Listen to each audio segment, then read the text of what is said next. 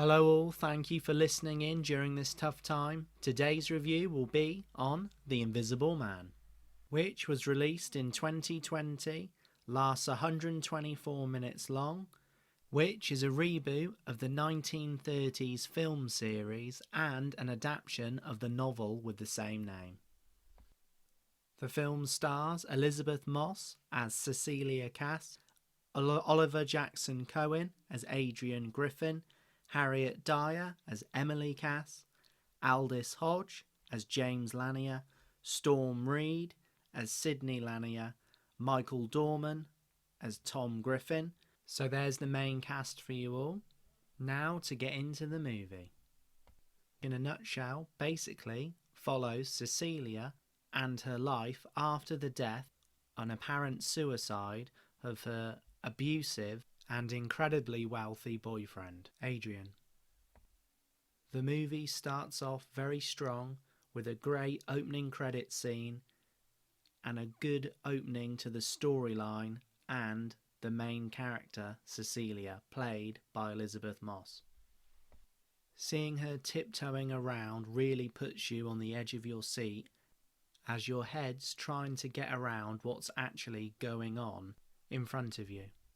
The film's sound editor really does a good job in creating tension throughout. And the director, Lee Wannell, who also writes the screenplay, does an excellent job in highlighting this. You know, the phrase, less is more, comes to mind on this one. The balance of special effects was done expertly and not overdone, which is good for the audience, as it could have seemed like it was a cheaper movie or the film itself was after more shock value in what it was showing you. The genre would best be described as sci-fi horror thriller, and it pretty much delivers that to good effect. I've got to give props to Aldous Hodge, who plays James in the movie. I think he does a great acting performance, conveys lots of emotions, and it really seems like he does care about his friend Cecilia, who he calls C throughout the movie.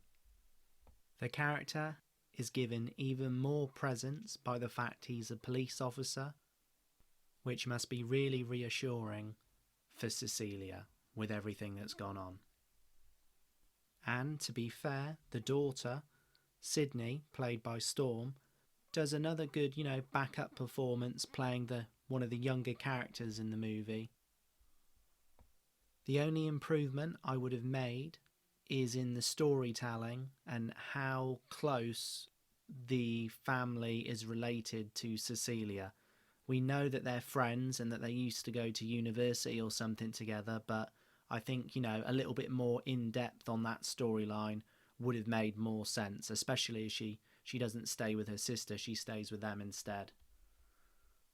For me, the Michael Dorman character could have been explored a little bit more. It's a very average vanilla performance from the actor. He could have been a little bit creepier maybe in his final sort of couple of scenes, but it is what it is. Now though, on to the star of the show, the lead actress, Elizabeth Moss.